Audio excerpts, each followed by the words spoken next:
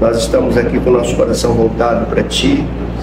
Tu conheces o meu coração, sabes o quanto isso é importante para a minha vida, para a vida da igreja, para as famílias da igreja. Rogamos por Tua bênção nesse momento, nesse tempo que passaremos juntos. Depois estaremos cultuando a Ti. Que seja um assunto que possa despertar interesse, que possa esclarecer, embora não consigamos fechar, definir, mas pelo menos que abra espaço na nossa mente, no nosso coração, para discernir o tempo que nós estamos vivendo e procurar, por meio da Tua palavra, na luz do Teu Espírito, encontrar respostas para a nossa época e honrarmos a nossa fé em meio a tanta diversidade. Assim nós oramos a Ti, Te agradecemos, confiamos plenamente em Ti, Senhor.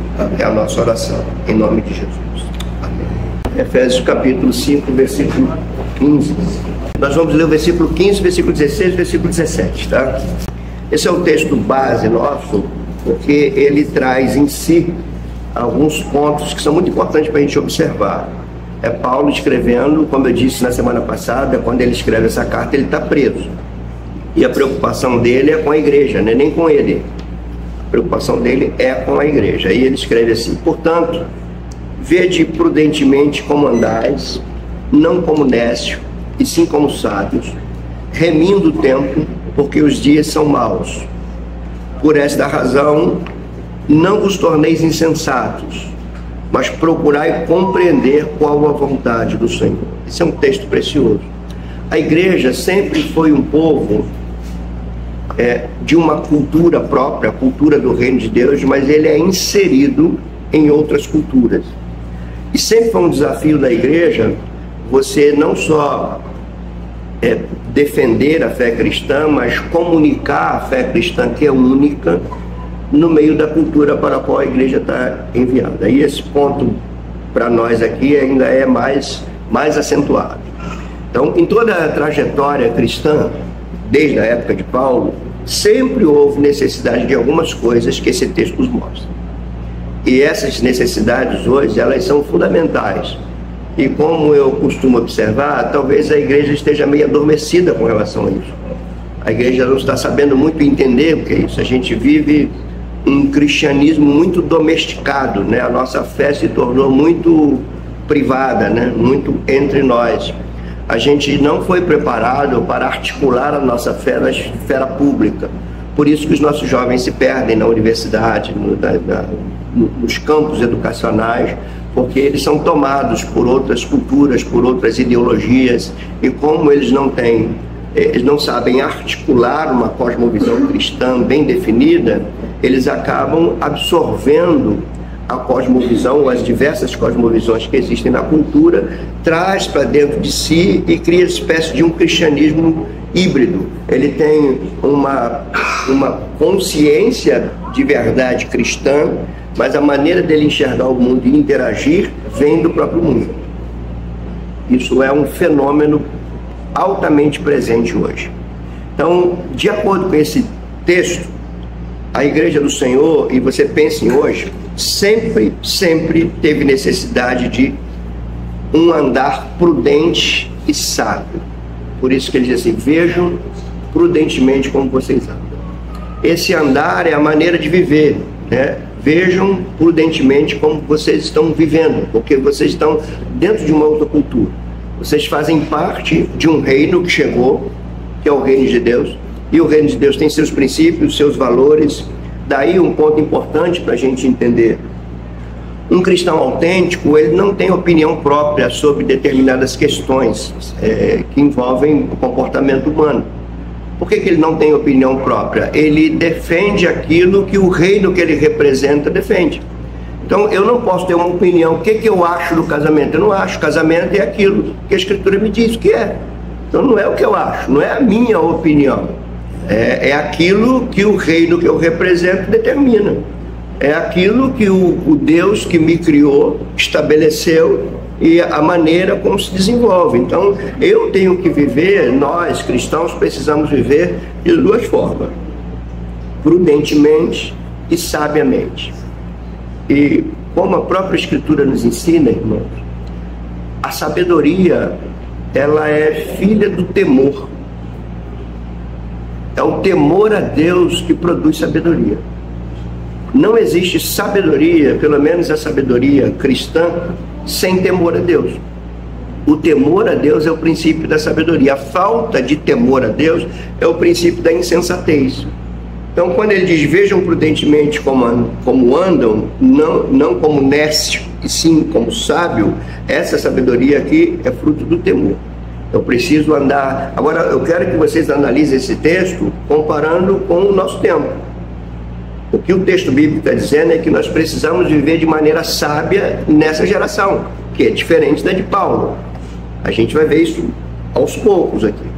A segunda coisa que ele fala é de necessidade de remir o tempo. E esse remir o tempo tem a ver com resgatar um tempo que havia sido desperdiçado. Então nós precisamos, uma vez cristãos, uma vez convertidos ao Senhor, uma vez sendo chamados e vocacionados por Ele, nós precisamos então pensar no tempo em que nós perdemos quando não o conhecíamos, quando não conhecia seus valores, seus princípios, seu reino. Então é um período de remir, de resgatar um tempo perdido. É isso que Paulo está falando. E depois ele fala de dias maus.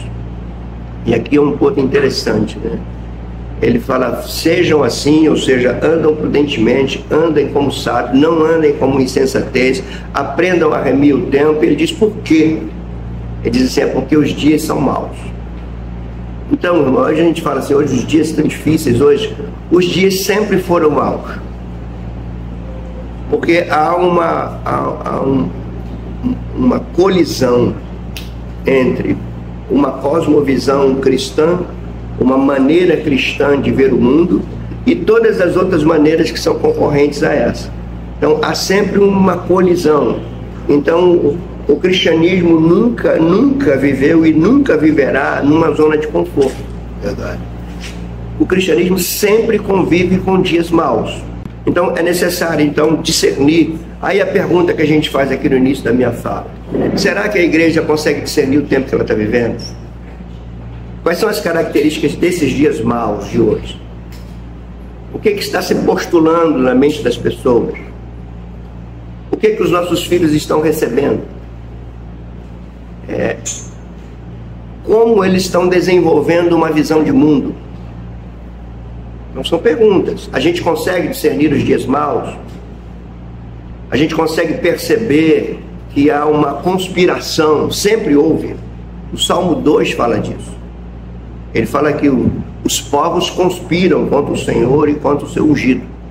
E sempre foi assim, sempre será assim. Há uma conspiração, não há nada, irmãos, que surja dentro de pensamentos e comportamentos que não tenham intenções por trás. Existem intenções para isso. E a gente precisa entender e saber discernir o que está acontecendo. E por que isso é importante hoje? Porque, como eu disse, outrora a gente vivia numa geração... Obrigado. A gente vivia numa geração... A geração do século XX, por exemplo, era uma geração cristã. Não estou falando que eles eram cristãos. A sociedade vivia sob parâmetros cristãos. Não é que eles eram da igreja, eram cristãos convertidos. Eu estou falando que o que regia o pensamento e o comportamento de uma sociedade vinha de pilares cristãos. Então, o que se pensava sobre casamento estava com base naquilo que o cristianismo fala sobre casamento. Mesma coisa para aborto, mesma coisa para sexualidade, mesma coisa para divórcio, novo casamento. A gente sempre teve a geração sempre teve um pensamento cristão. Maneira de enxergarmos a família era uma maneira cristã de enxergar a família. Era muito comum a família se reunir, os filhos respeitando os pais, os filhos reconhecendo que os pais têm autoridade sobre eles. Isso acabou. Então, como que a gente consegue discernir os tempos hoje? Por que há essa lacuna de gerações entre um e outro, né? Nos próximos domingos, se pudermos, né, e se a igreja estiver presente, a gente desenvolve isso. Mas, um andar sábio, remir o tempo, compreender que os dias são maus e saber descrever esses dias. entender por que esses dias são maus.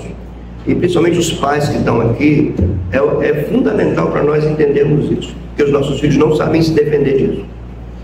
Eles não sabem, eles não têm o filtro cristão que nós tínhamos. E eles vão aprender com seus professores, eles vão aprender com os pensadores do século XXI, os pensadores da pós-modernidade. E é interessante o texto, se você ainda está com Efésios aí aberto, ele vai falar de remir o tempo, e depois ele fala de algo precioso: compreender qual a vontade do Senhor. Está aqui. E de novo a gente faz pergunta: será que a igreja compreende qual é a vontade do Senhor nessa geração? Qual é a vontade do Senhor para a igreja nesse tempo, nesses dias maus? O que o Senhor requer do seu povo, da sua igreja? Talvez a gente não tenha essas respostas. Talvez a gente nem faça essas perguntas. O que o Senhor quer de mim? Nós estamos habituados a sairmos da nossa casa no domingo, cultuamos a Deus, participamos da escola bíblica e vamos para casa, e entre um domingo e outro nós estamos jogados nessa geração aí, nessa pós-modernidade. E será que a gente sabe qual é a vontade do Senhor? Qual é a vontade do Senhor na minha relação com os meus filhos? Qual é a vontade do Senhor na tua relação com o teu trabalho, com os teus estudos? Ok? Qual é o desejo do Senhor para essa geração? Reparem, irmãos, Paulo está preso. Ele está preso.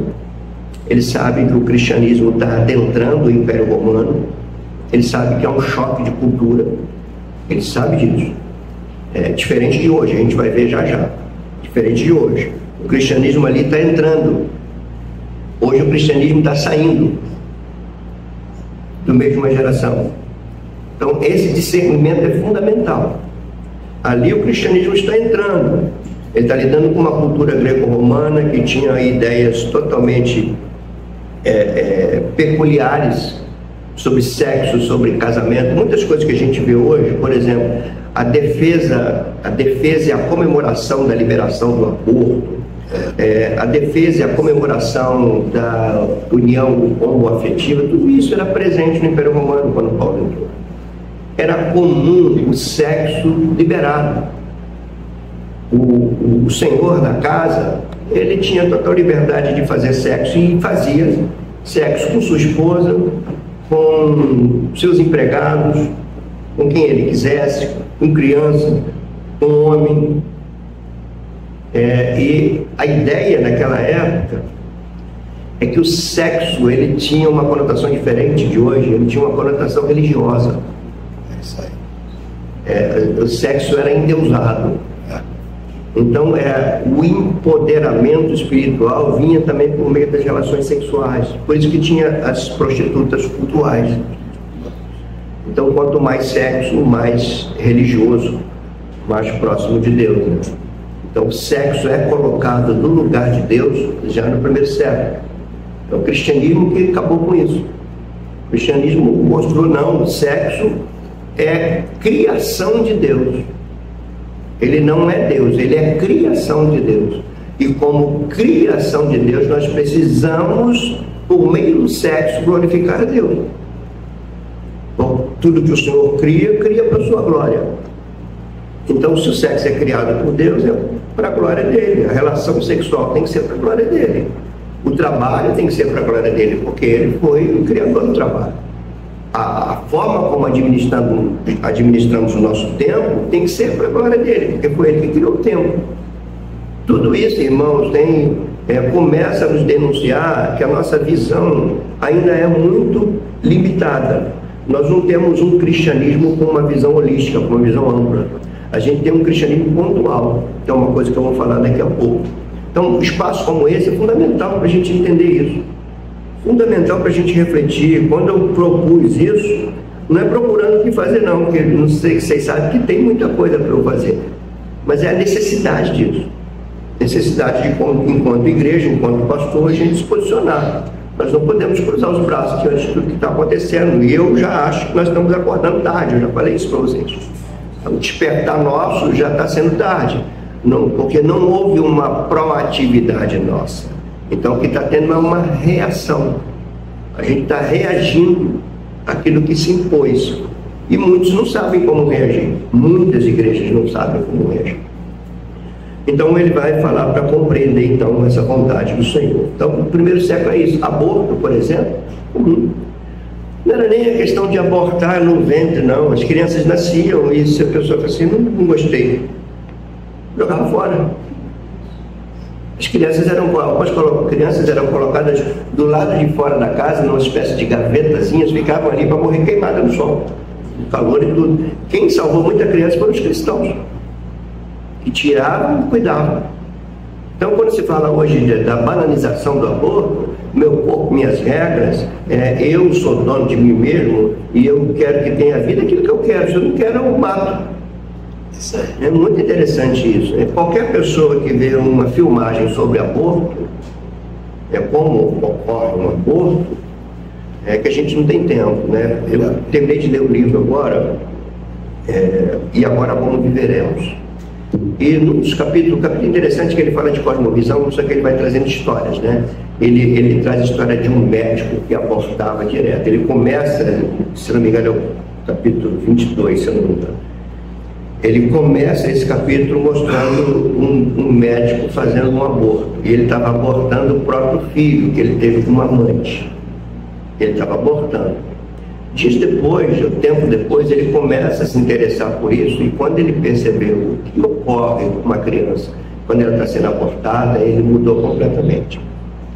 E ele, ao invés de ser alguém pró-aborto, ele virou alguém pró-vida por conta disso, né? Mas não tem tempo de falar disso. Esses assuntos eu, inclusive, quero tratar com vocês aqui. Como que um cristão vê aborto, por exemplo. A pergunta é, como o cristão vê o aborto? A gente responde com uma pergunta. Como o cristão vê a vida humana?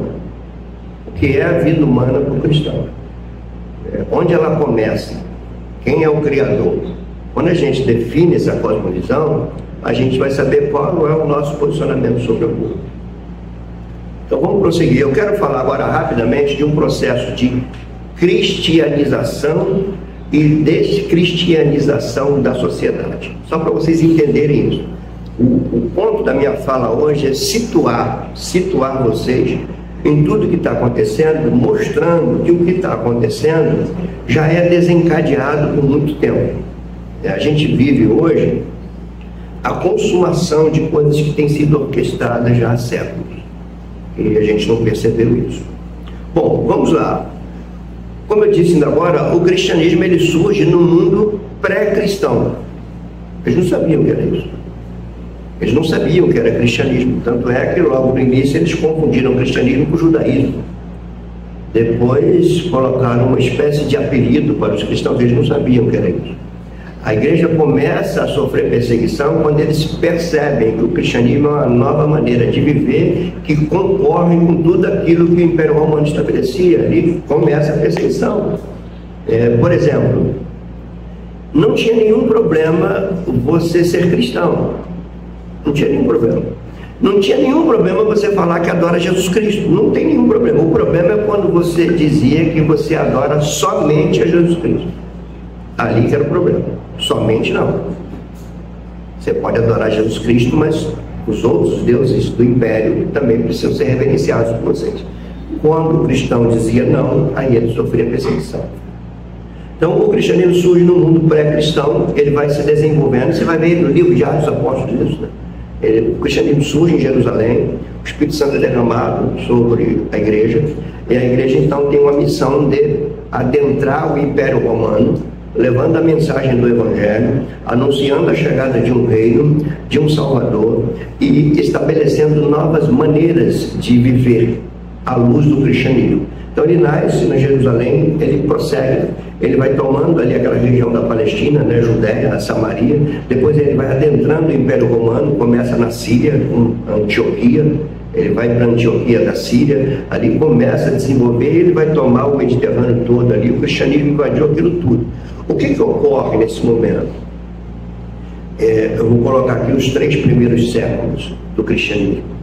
Ele vai adentrar o Império Romano, ele vai vencer heresias, ele vai vencer as influências filosóficas que iam contra ele, vencer hereges, também vencer a fúria do Império Romano.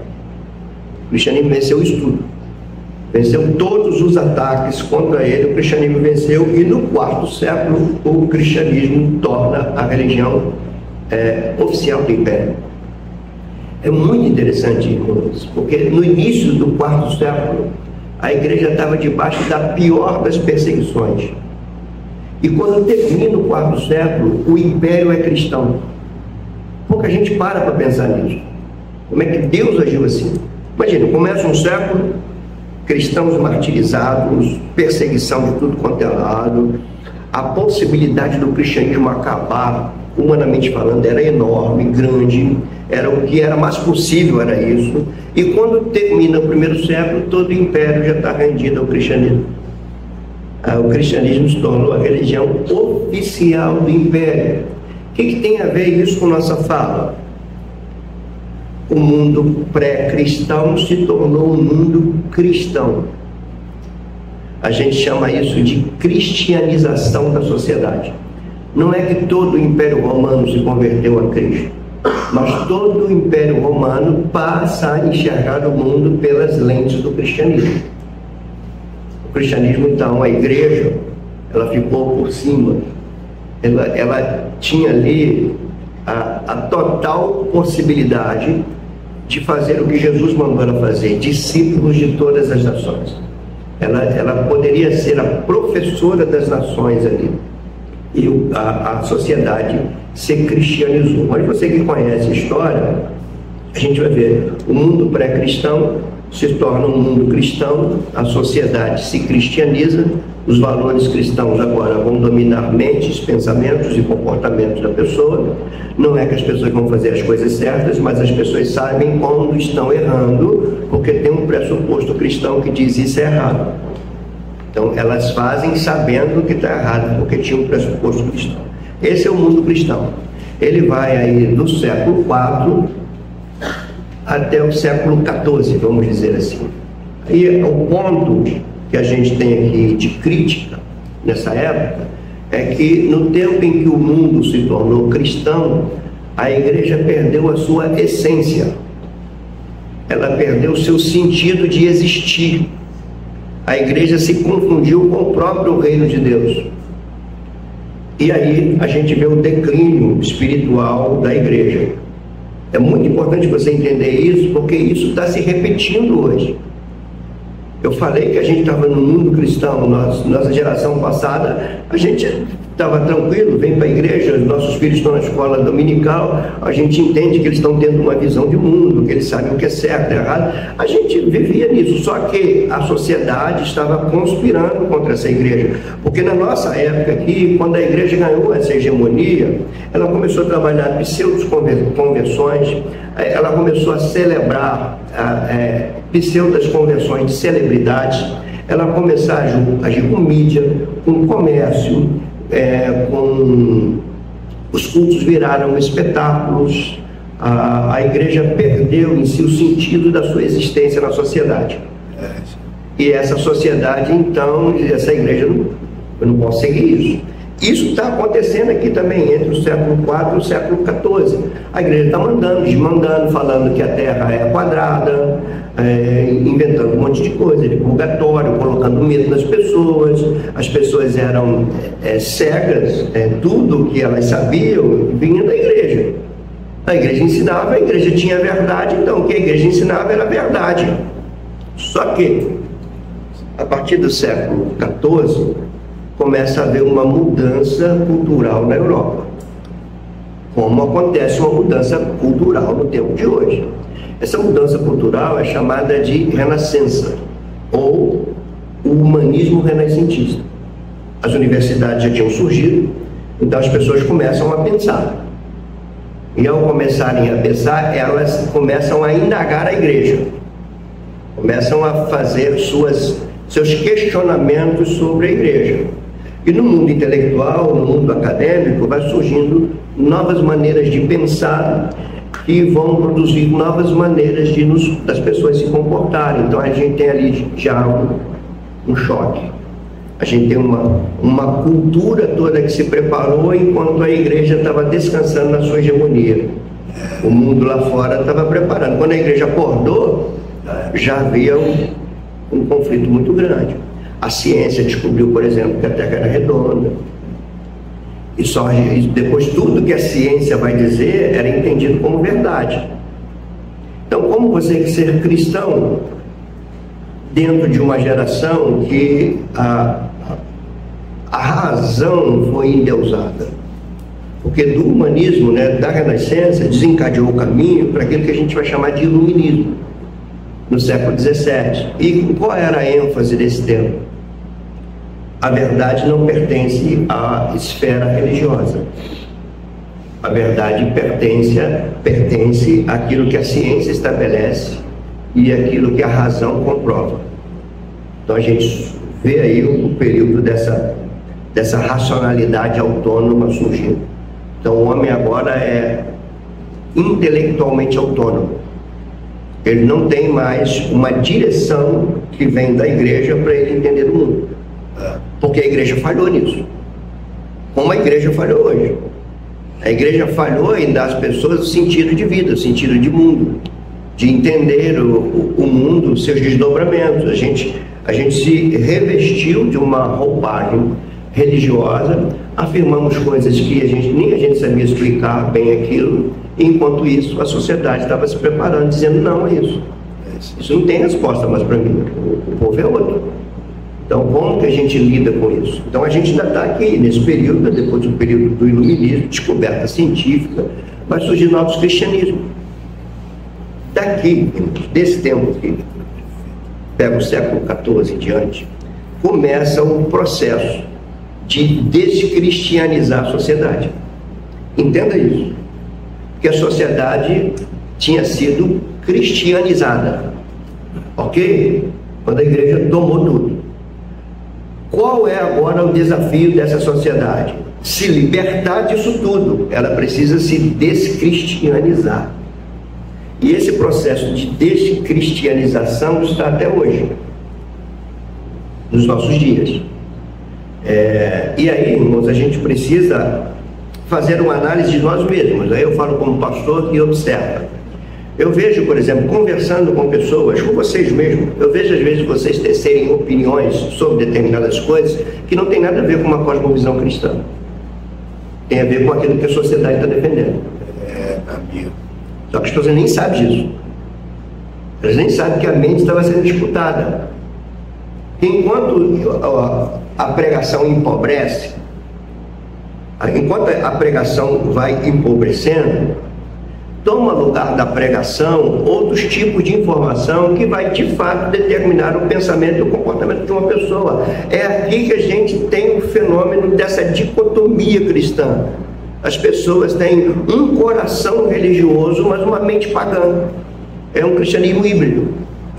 Por que tem tantos divórcios? Por que as pessoas casam daqui a pouco estão se divorciando? A pessoa casa num ano, daqui a 3 meses, no primeiro conflito, o que eles estão falando já? Não está dando certo, vamos acabar. De onde vem isso? Vem dessa cultura. A pessoa sabe? Não. Está impregnado nele. Está impregnado nele. Algum tempo atrás, eu me lembro que eu estava no carro, dirigindo, e foi uma época em que havia greve da polícia militar, reivindicando seus direitos, e as mulheres subir em cima de viatura da polícia, não sei se vocês lembram disso, subir em cima de viatura, fazia o salseiro ali, uma verdadeira reversão de autoridade de valores ali, diante de nós. A polícia acuada, as mulheres fazendo campanha de frente aos quartéis, sentando em cima de viaturas, esculachando os policiais, e eu passando de carro, eu falei, gente, essas mulheres não tem o que fazer, não. E alguém dentro do carro falou assim, pastor, isso é o direito delas. Essa frase, isso é o direito delas, ou seja, o direito delas peitar a autoridade, sentar em cima de viatura. Essa frase denuncia quem dirige o pensamento dessa pessoa. Não é o cristianismo. Não é. Porque se descristianizou. Isso, irmãos, não acontece no acaso, isso é pensado. Os nossos filhos, quando vão para a escola hoje, eles estão recebendo ideologia de filósofos do século XX. Todos eles eram ateus, todos. Então, essa filosofia do século XX, de Foucault, de Derrida, de tantos outros, de Nietzsche, de tantos outros filósofos, é o que vai ser o pressuposto do conteúdo programático das escolas. Então, porque onde eles aprenderam a não respeitar a autoridade? Desse viés. Foucault era contra a autoridade. Ele dizia que toda autoridade é uma estrutura de dominação, inclusive a família. A família é uma estrutura de dominação. Então os filhos começam a ver os pais com outros olhos. E os pais não sabem lidar com essa transição e às vezes vão agir de violência, porque eles entendem que tem autoridade para fazer, só que os filhos não percebem isso. E quando os pais impõem a autoridade que é devida a ele, os filhos cada vez mais vão ser contra a autoridade, porque quando eles estão nas escolas, nas faculdades, eles estão ouvindo contra isso. Bem que me disseram que meu pai é opressor, né? Vai falar isso. Aí eu estou vendo isso dentro da minha casa. Isso ocorre com relação a Deus, por isso que criaram outros deuses, né? O Deus da Bíblia foi substituído por um Deus que eu imagino. Eu não imagino um Deus que não aceita todos, por exemplo. Aí eu vou começar a idealizar. O Deus que eu imagino é um Deus de amor, que aceita todo mundo, que entende. Agora é o Deus mãe, né? É o Deus que você vê pastores falando isso. Fica agora caladinho no colo do Deus mãe. Irmãos, isso é muito sério. Muito sério. Enquanto isso, o que a gente tem na igreja? A gente tem cristianismos tomando novas formas. E a gente vê pessoas dentro da igreja, irmão, desculpa ser direto, brincando de culto. O que é brincar de culto? A pessoa vai para o culto e fala assim, ai, que coisa gostosa, o culto passou a ser para nós, é gostoso, é um ambiente de sentir, de tocar, de lágrimas. Enquanto isso, eles não estão brincando com o sentimentozinho dos nossos filhos, nós estamos atingindo a mente deles. Isso é. E a gente aqui não quer a mente dominada pelo Evangelho, a gente quer sentir. E isso, irmãos, eu fico rouco de falar. Uma vez eu falei para a Tânia, eu vou parar de falar, porque as pessoas querem isso. As pessoas querem sentir, querem... É aquela coisa do... É o Guilherme de Carvalho que fala muito bem disso. Ele fala que como é que se diz? Uma espécie de rave evangélica, né? Aquela festa rave que você mergulha atrás de sensações, como dentro da percepção do contato com o infinito que te satisfaz, naquele ambiente sensorial criado em boates, em muitos lugares. E o que eu quero que vocês entendam criticamente é que a igreja incorporou isso, ela criou ambientes sensoriais para a pessoa ter uma espécie de mergulho de sensação no infinito. O worship é isso. E aí se sentem maravilhosamente bem, só que o mundo lá fora é a mesma coisa.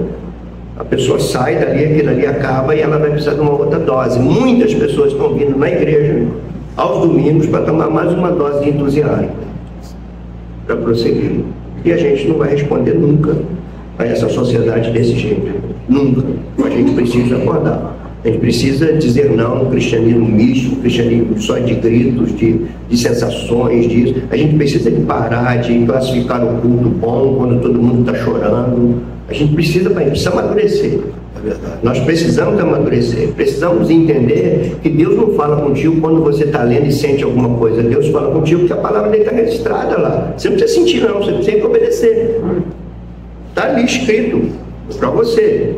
Quando você acha que para se Deus falar comigo eu tenho que sentir, quando eu sentir que Deus falou comigo, você é um cristão pós-moderno, que a verdade não está mais nem na razão autônoma, nem na intuição, está na experiência do sujeito. Então se eu sentir é porque é verdadeiro. Deus falou comigo porque eu senti, não é nem porque está escrito. Foi porque quando eu li, eu senti. E a norma, o pressuposto da pós-modernidade é que a Bíblia não é a palavra de Deus. A Bíblia se torna a palavra de Deus quando você sente ela no cerne da tua existência. Aí ela se torna, antes ela não é. Nesse tempo que eu estou falando aqui de modernidade, eles entendem também que a Bíblia não é a palavra de Deus, mas eles diziam que a Bíblia contém a palavra de Deus. O que significa isso? Ela é a palavra de Deus? Não, ela é um livro. A palavra de Deus está dentro desse livro, não mistura as coisas. É o que eles diziam. Então, quem é que determina o que é a palavra de Deus dentro da Escritura? É a razão humana, desgarrada da religião. Daí que vem o liberalismo teológico. Liberalismo significa livre dessas amarras religiosas, dessas lentes religiosas. Eu passo a ver a Escritura sem nenhuma lente pré-estabelecida na minha vida. É a minha razão que vai julgar a Escritura. Hoje não é mais a razão, hoje é o sentimento, a experiência. Ele gostou do que leu, aí, se ele gostou do que ele leu, aí sim. Não, se ele foi racionalmente convencido daquilo, aí é a palavra de Deus. Não é a palavra de Deus Jesus andando por cima das águas. Uma razão não vai se convencer disso. Isso não é a palavra de Deus, isso é um mito. Então esse é o pensamento da modernidade, que é onde a gente está aqui na nossa palestra. Na modernidade é assim. Então viaja para trás, olha o baque do cristianismo. Os cristãos agora, que sempre foram levados por aquilo que a igreja ensinava, os papas ensinavam, os cardeais, os padres, eles não tinham acesso à Escritura. E agora eles veem uma sociedade mudando, dizendo tudo contra aquilo ali. Quando Charles Darwin escreveu A Evolução das Espécies, aquilo foi uma dinamite na igreja. Porque todos entenderam que somos criados. E esse cientista vai levantar uma tese que depois caiu por terra, que o homem não é criado, o homem é um processo evolutivo. Depois isso mudou, porque a ideia era naturalista, né? A filosofia era filosofia naturalista. Então não há um ponto inicial da criação, as coisas vão se desenvolvendo. Mais na frente que a filosofia vai mudar e eles vão começar a dizer, não, houve um início. Houve um início, a coisa não vai desenvolvendo nada. Houve um início, daí surgiu a teoria do Big Bang. Houve um início, desse início as coisas começam a evoluir. Imagina o pensamento cristão dentro de uma sociedade que entende que não há um Criador mais. Nós não somos frutos de um ato criador de um ser supremo.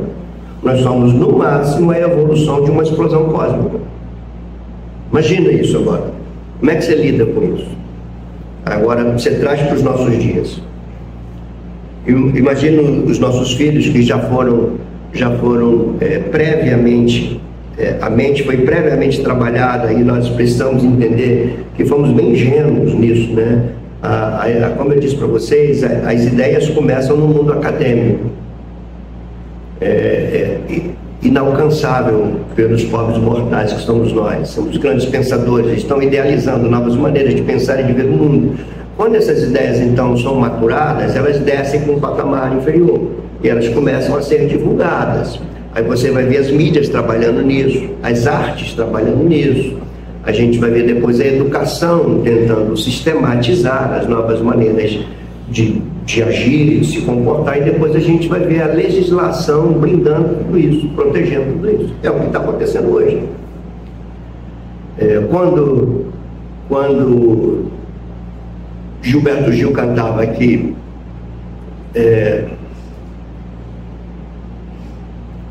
que vivia a ilusão de que ser homem bastaria,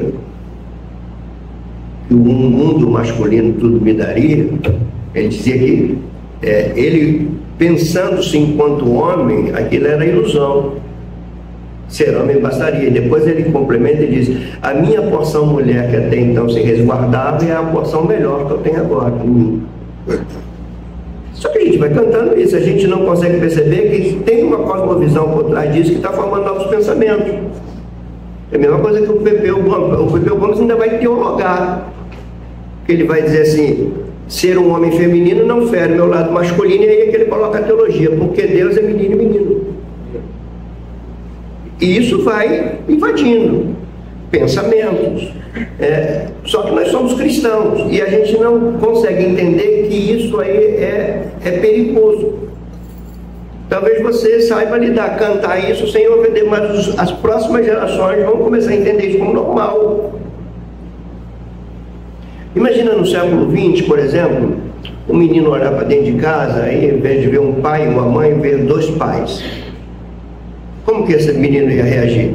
Que coisa é essa? Mas você pode ter certeza que os meninos que nascem agora não vão ter nenhuma reação mais com a vida. Vai ser totalmente normal. Por quê? Porque isso foi arquitetado, isso foi orquestrado. E a gente estava brincando de culto, como eu digo para vocês, a gente estava brincando de culto, os cantores de gospel viraram celebridade, e tudo isso. A coisa é grande demais para a gente falar em pouco tempo. Então há essa descristianização. Essa descristianização, hoje, ela chega talvez ao seu clímax. O período que eu estou falando aqui ainda, do século XIV em diante, a gente chama de período que deu início à modernidade. Qual era o pressuposto da modernidade? A razão é senhor de si mesmo. A razão determina o que é certo, a razão determina o que é errado. Há uma verdade objetiva. Não pode haver duas verdades sobre a mesma situação. Uma tem que ser falsa. Então, se alguém diz assim, esse computador é cinza, e o outro diz, esse computador é preto, um está errado, porque tem uma verdade objetiva. Por isso que evangelizar naquela época, entre aspas, era mais fácil do que agora. Porque se você, com um argumento cristão, convence a pessoa que aquela crença dela está errada, ela não vai brigar contigo, ela diz, se a minha está errada, então o certo é você, eu vou para o certo. Hoje não. Se você fala para alguém que essa determinada crença é errada, ele diz, é errado para você, para mim não. Você tem tua verdade, eu tenho a minha. Essa é a diferença de modernidade para pós-modernidade. Na modernidade tem uma maneira de educar filhos, tem uma relação de autoridade e submissão. A modernidade tem isso. Hoje, a gente está num período chamado de pós-modernidade. Há alguns que não gostam muito dessa expressão, vão usar outras expressões como hipermodernidade. A ideia é que, deixa eu tentar colocar isso mais explicadinho para você. A gente vive uma concretização da descristianização da sociedade, hoje. Você que tem filho jovem, você sabe disso. Porque as cosmovisões com as quais ele convive no dia a dia são contrárias ao cristianismo. Você sabe disso. Então nós estamos vivendo essa concretização. Eu vou ler aqui uma citação do Heber Campos. Heber Campos é de São Paulo, pastor presbiteriano de São Paulo. Eu tive a oportunidade de estudar com ele também. Diz assim, a cultura ocidental tem passado por muitas mudanças. Uma cosmovisão após a outra tem aparecido. A cosmovisão bíblica, isto é, a ideia de mundo, de criação, de Deus, de homem, etc., através das lentes da Escritura, tem atravessado todos os períodos da civilização ocidental. É aquilo que eu falei até agora. Contudo, depois da entrada do período moderno, é esse período que eu estou falando, que começa com a Renascença e desemboca no Iluminismo, na filosofia, a gente tem uma mudança da filosofia pré-moderna para a filosofia moderna. Talvez o expoente maior dessa mudança no pensamento filosófico seja de um filósofo francês chamado René Descartes. E o cara era matemático. Então você vê como é que a razão era endeusada.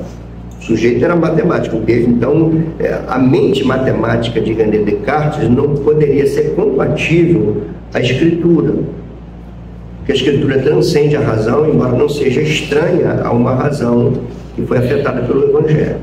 Então ele diz assim, contudo, depois da entrada do período moderno, esta cosmovisão sofreu vários embates, e com as lentes do racionalismo, fez com que a cosmovisão bíblica viesse a quase desaparecer em alguns segmentos e religiões. Ele está falando do período moderno.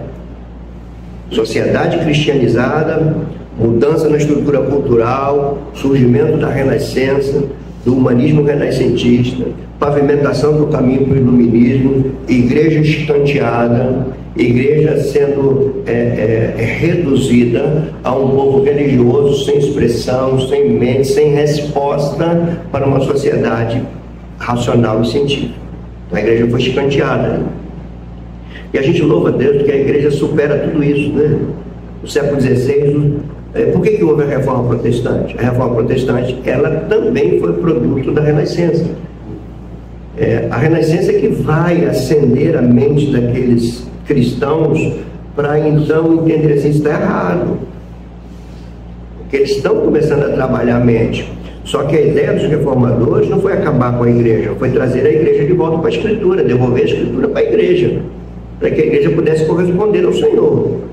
Fora da igreja havia o racionalismo e havia o surgimento de novos cristianismos, na Idade Moderna. E é o que está acontecendo agora.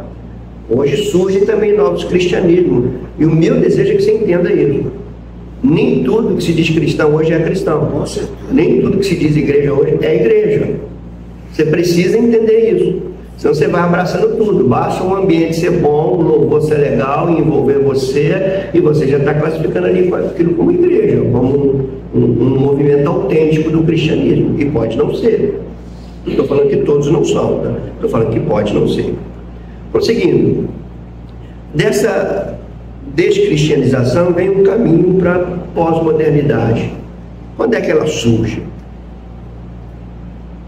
Quando os ideais da modernidade caem por terra.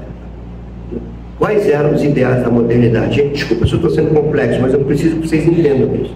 Quais eram os ideais da modernidade? A construção de um mundo melhor pela libertação da razão.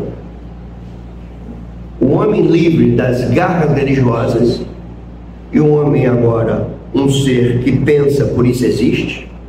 Eu penso, logo existe. Essa razão autônoma, eles acreditaram de verdade que o homem, uma vez desgarrado da religião e uma vez com sua racionalidade autônoma, livre, ele poderia construir um mundo melhor. Dentro do segmento religioso cristão, surgiu a ideia do reino de Deus presente, não porque Jesus vai voltar, porque eles não acreditavam mais nisso. Não cabe na razão isso. Eles não acreditavam nem na ressurreição de Jesus, muito menos no seu retorno. Como então o reino de Deus vai surgir dentro dos novos viés de cristianismo dessa época? O reino de Deus vai vir quando o homem, com a sua razão liberta, ele vai construir um mundo melhor através do amor, através da ética, vinda da razão. A gente vai ter um mundo melhor. E eles acreditaram muito nisso. Da virada do século XIX para o século XX, isso era um pensamento concreto.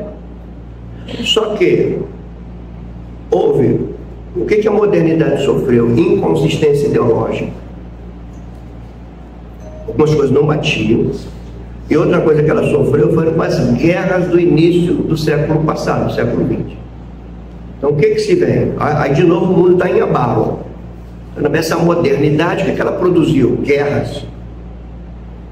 Ela produziu guerras. O homem com a razão autônoma, ele construiu armas poderosas. O homem com a razão autônoma, ele se embebeceu do desejo de domínio de uma raça só, de um mundo só. E a gente vê isso nas duas primeiras guerras mundiais. As duas primeiras guerras mundiais, eu poderia dizer que ela foi o choque letal da modernidade. Só que surge um vácuo. Se a modernidade não deu certo, se a razão autônoma não deu certo, qual é o caminho? De volta à religião cristã, de novo o mundo está sofrendo alterações, a igreja precisa se posicionar, ali ela está com faca e queijo na mão, porque a modernidade não deu certo, os ideais do iluminismo ruíram, acabaram. O iluminismo responsável por desencadear o processo da Revolução Francesa. Eram os ideais iluministas que levantavam a bandeira da Revolução Francesa. Isso tudo vai trazer um baque muito grande para o pensamento moderno e fica um vácuo. E agora o que vem? Então deve vir um tempo que substitua a modernidade. Então isso seria uma pós-modernidade. Na pós-modernidade, a razão não é o centro de tudo, porque não deu certo com a modernidade.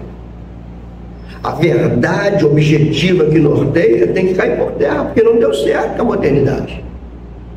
Então o que a pós-modernidade vai postular? A ausência de uma verdade absoluta. Vamos relativizar tudo. A pós-modernidade relativizou esses conceitos todos.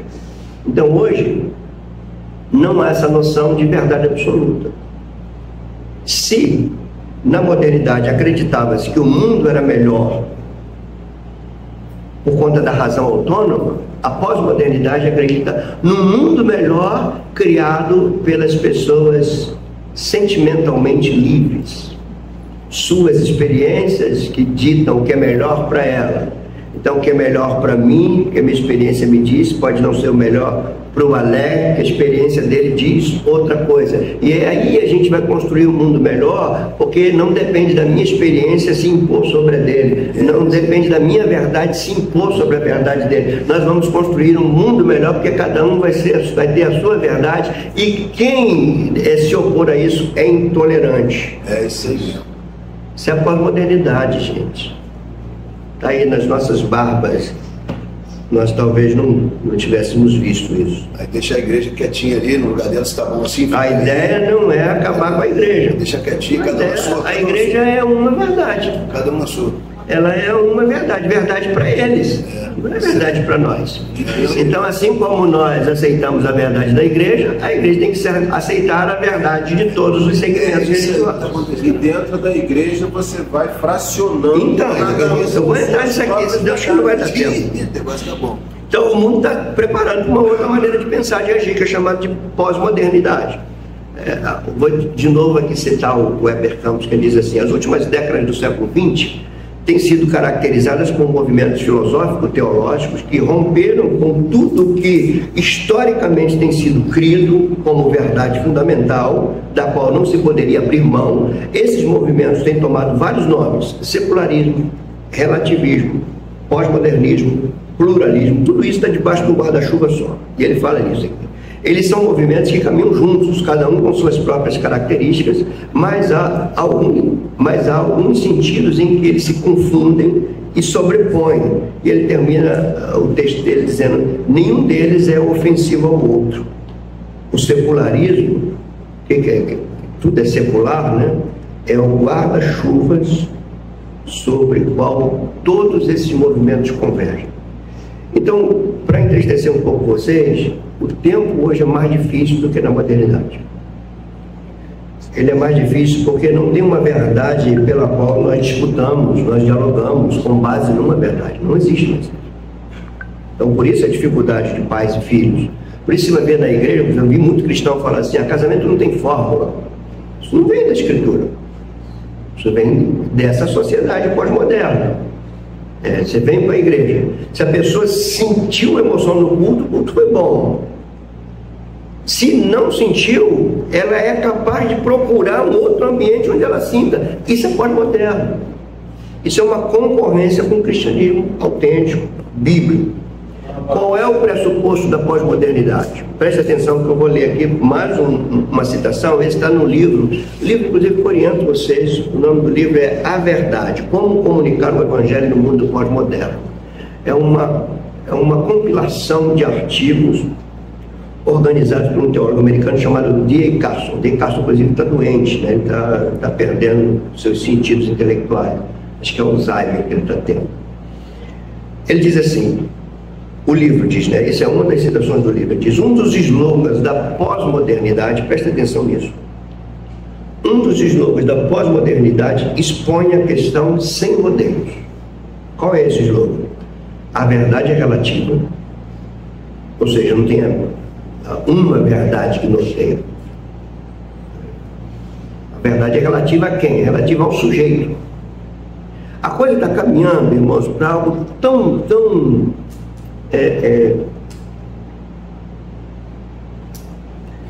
o pior que você possa imaginar.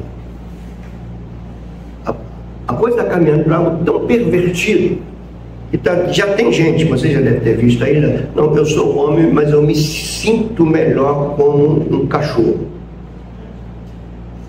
Aí você pensa que é brincadeira? Não, ele vai se comportar como um cachorro. Isso já está acontecendo. Isso é questão da pós-modernidade, ou seja, ele é o que ele quer ser. E acabou. Ninguém manda nisso. Imagina uma mãe, gerou 9 meses, daqui a pouco tem um filho: não sou teu filho, eu sou um gato. Vocês estão rindo, mas é sério. Ele começa a se vestir de gato. Ele quer se alimentar como gato.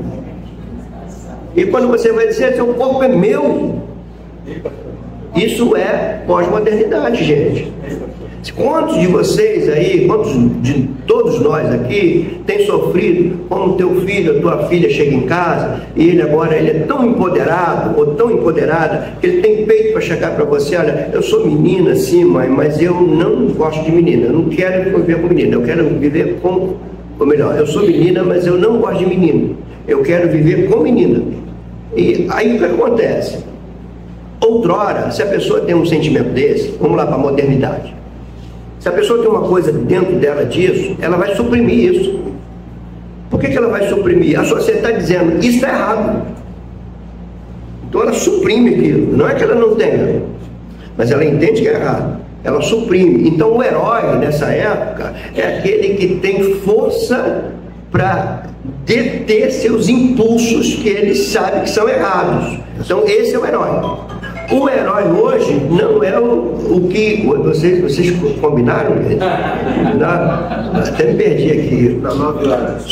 O herói hoje não é o que suprime, não é o que luta contra os seus impulsos. O herói hoje é aquele que tem coragem de falar para o seu pai, para sua mãe, para o seu pastor, que ele é assim, assume assim e acabou. Aí sempre vai ter uma teologia que vai cobrir isso. A pessoa vai dizer assim, olha, eu quero casar com um homem, eu sou um homem, quero casar com um homem. E não vem dizer que isso está errado não, porque pode estar errado na tua Bíblia. A Bíblia de Jerusalém, por exemplo, já mudou um monte de coisa. Um monte de expressões lá foram mudadas. Então, irmãos, nós estamos aqui, ó, olha o que ele diz. A verdade é relativa. Ponto 1, guarda isso. A verdade é relativa. Segundo, a história está sendo reescrita. Bom, não tem uma verdade absoluta. Essa história vai sendo reescrita, ou seja, vai se apagando uma história. Vocês vão ver nas próximas palestras que uma das características da pós-modernidade é anular histórias longas. Eles anulam isso. E se você reparar bem, está na tua vida. Você não gosta de coisas longas mais. Pode prestar atenção nisso. Quais são os cursos de faculdade que são procurados? Filosofia, psicologia, comunicação e marketing. Por quê? Mexe com emoções. O que os marqueteiros da época da política fazem? Como é que muitos candidatos ganharam suas eleições?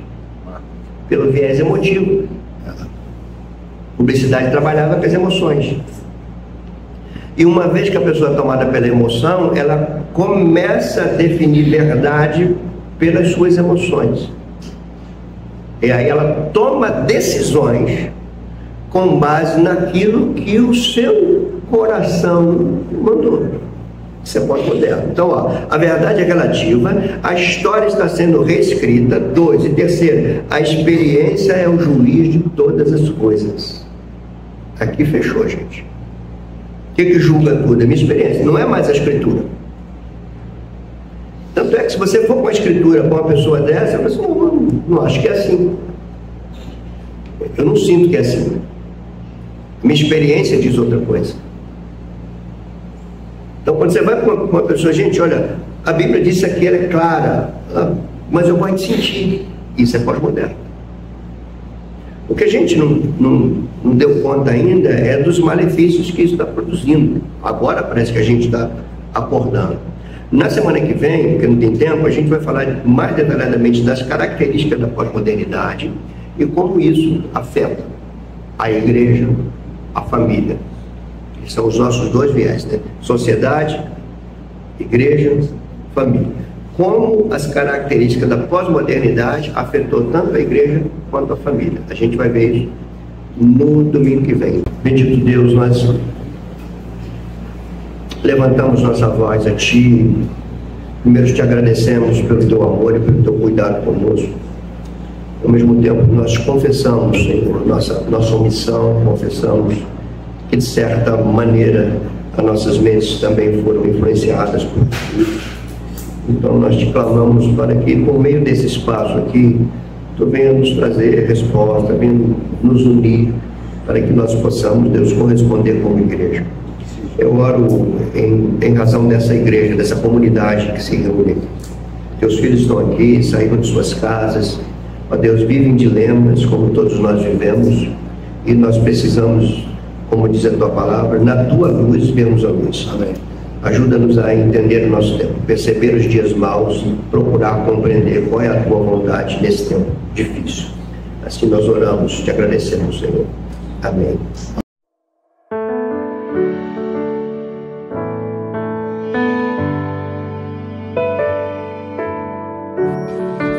Up in the dark.